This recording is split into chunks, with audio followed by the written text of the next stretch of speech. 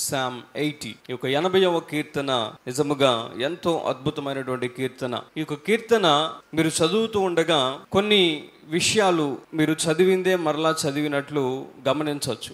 There are some repeated versus.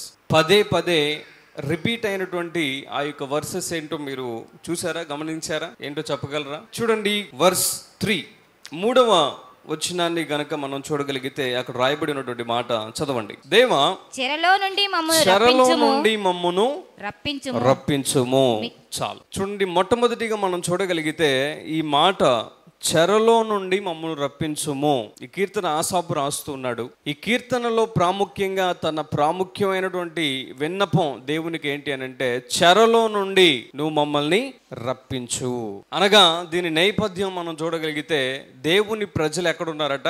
చెరలో ఉన్నారు. They are in exile. చెరలో వారు ఉన్నారు. చెరలో నుండి రప్పించమని దేవునికి మొరపెడుతున్నటువంటి, దేవునికి ప్రార్థిస్తున్నటువంటి కీర్తనగా దీన్ని మనం పరిగణించవచ్చు. అయితే వారి యొక్క బాధ, ఆ చెరలో ఎంత ఆవేదన పడుతున్నారో, ఎంత దిగులు పడుతున్నారో మనకు అర్థం కావడానికి ఆ భక్తుడు దేవుణ్ణి పదే పదే ఆ మాట అడుగుతున్నాడు. మరలా మీరు చూడగలిగితే 7వ వచనంలో కూడా అది రాయబడి ఉంటుంది. చదవండి. సైన్యములకు అధిపతి వగు దేవా, చెరలో నుండి మమ్ము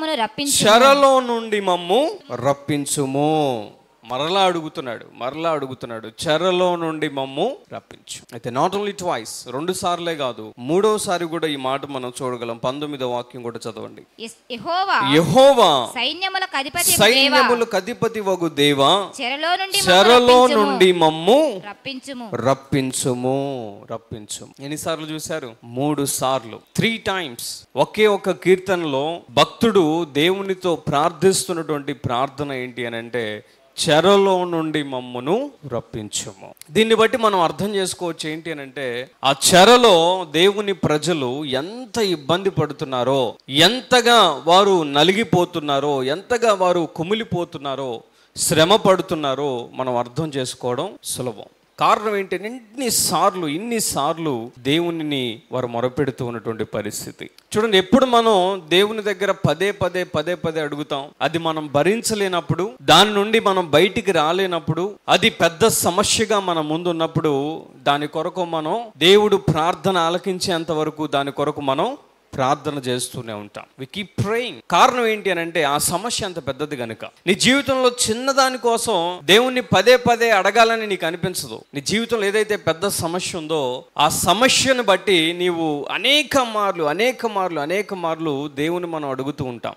అయితే దేవుని ప్రజలకు వచ్చినటువంటి ఆ యొక్క సమస్య అంత చిన్నది కాదు. కారణం ఏంటి అని అంటే, చెరలో ఉన్నారు అని అంటే అర్థం ఏంటంటే, శత్రువుల నోటిలో ఉన్నారని అర్థం. చెరలో ఉండటం అంటే అర్థం ఏంటి అని అంటే, శత్రువుల నీడలో, శత్రువుల గృహములో, శత్రువుల దేశములో ఇబ్బంది పడుతున్నారు అని అర్థం. చూడండి, శత్రువు మనకు దూరంగా ఉన్నప్పుడు మనకు భయం అనిపించదు కదా. అదే శత్రువు దగ్గరికి మనం వెళ్ళాం అనుకోండి, ఆ టైంలో ఖచ్చితంగా ఏమవుతుంది? భయం వేస్తుంది. శత్రువు చేతిలో మనం ఉన్నప్పుడు ఖచ్చితంగా మనకు భయంగా ఉంటుంది. కాబట్టి దేవుని యొక్క ప్రజలు వారి యొక్క పరిస్థితి కూడా, వారు ఉన్నటువంటి ఆ యొక్క స్థితి మనం చూడగలిగితే, వారు కూడా శత్రువుల చేతిలో వారు చిక్కుకొని ఉన్నారు. చెరగా ఉన్నప్పుడు దేవునికి వారు చేస్తున్న ప్రార్థన ఏంటి అని అంటే, చెరలో నుండి మమ్మల్ని రప్పించుము. చెరలో ఉండటం అంటే అర్థం శత్రువుల చేతిలో చిక్కుకోవడమే. చెరలో ఉండటం అంటే అర్థం వారికి మనసుకు నచ్చినట్లు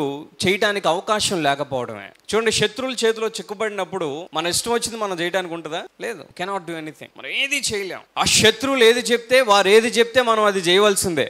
ఒకవేళ చేయకపోతే కఠినమైన శిక్షను అనుభవించవలసినటువంటి పరిస్థితి. అటువంటి సమయంలో, అటువంటి స్థితిలో వారు మొరపెడుతూ ఉన్నారు, దేవునికి ప్రార్థిస్తూ ఉన్నారు. అదేంటి అని అంటే, చెరలో నుండి మమ్మును రప్పించుము. రెస్టోరస్.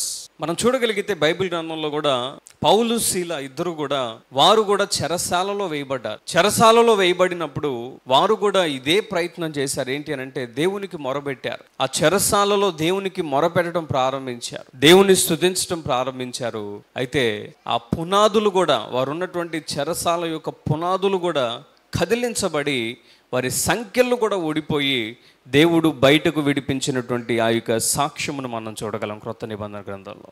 ఎందుకు నేను ఈ మాటలు చెప్తున్నాను అని అంటే, మనం చెరలో ఉన్నప్పుడు, చెర వంటి అనుభవం మన జీవితంలో కలిగినప్పుడు మనం చేయవలసింది ఏంటి అని అంటే, దేవునికి పదే పదే మనం ప్రార్థన చేయడమే మనం చేయవలసినటువంటి ప్రాముఖ్యమైనటువంటి పని. అయితే దేవునికి మనం ప్రార్థన చేసినప్పుడు మన దేవుడు చెరలో ఉన్నటువంటి వారికి ఎంత సమీపంగా ఉండేటువంటి దేవుడు అని అంటే, ఇజ్రాయేలు ప్రజలు కూడా వారి యొక్క జీవితాలలో అనేక సార్లు వారు చెరలోనికి వెళ్ళవలసిన పరిస్థితి. అయితే ఆ చెర నుండి మొరపెట్టిన ప్రతిసారి అద్వితీయుడైనటువంటి దేవుడు వారికి సమాధానం ఇచ్చి ఆయన వారిని విడిపించినటువంటి గొప్ప దేవుడు. గట్టిగా చప్పట్లు కొట్టి ఆయన మహిమపరుద్దాం. హల్లెలూయా. God can restore.